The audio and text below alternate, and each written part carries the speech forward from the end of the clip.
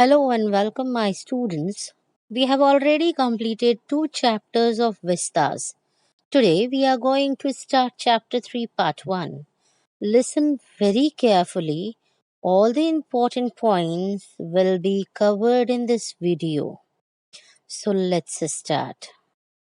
Now, we are going to talk about author or writer of this chapter and then the summary of this chapter.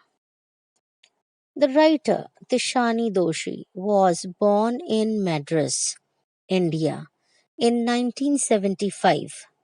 She moved to London in 1999. She is a writer and dancer of Welsh Gujarati origin. If you want to know more about the planets, past, present, and future, the Antarctica is the place to go to. Bon voyage. This chapter is a travelogue. This lesson is based on the world's most preserved place, Antarctica. In this chapter, Tishani Doshi went on an expedition with a group of teenagers. So, the Students on Ice program takes young minds to different ends of the world. She is talking about her journey to one of the coldest, driest, windiest continent on earth, Antarctica. She started her journey from Madras and she crossed various countries, oceans, continents in the ship. The ship name was Academic Solaski. Before she reached Antarctica, she had to travel at least 100 hours and she used different kinds of transportation like car, aeroplane, and ship. She felt a great relief when she reached Antarctica. She is wondering that how India and Antarctica were part of the same landmass, that is Gondwana. Now, in the next part, she's talking about the history. About 650 miles years ago, a huge landmass named Gondwana existed and was in the southern part of the Earth zone, and it was amalgamate. Amalgamated means many landmass were united together. Its location was somewhere near the present Antarctica.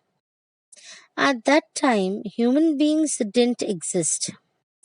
Climate was warm, but there were different types of flora and faunas. Flora and faunas means plants and animals.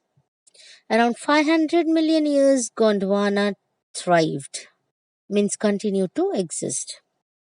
But when the dinosaurs were completely wiped out of the earth and mammals started living on the earth, at this time, landmass started dividing itself into countries, shaping the globe as much as we know it today.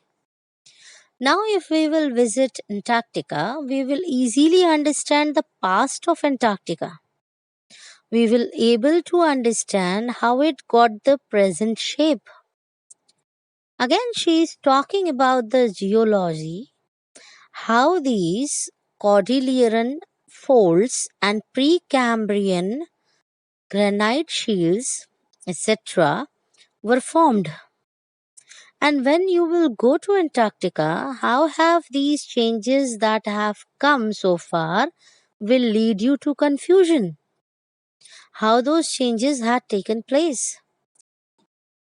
It is very difficult to understand how South America shifted and joined North America and how India pushed towards the northwards against Asia and how the Himalayas would have formed. The Drake Passage was opened up to create a cold circumpolar current.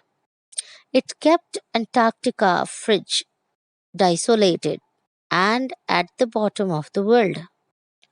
Difference of the temperature is very difficult for a writer to manage because she is from Madras.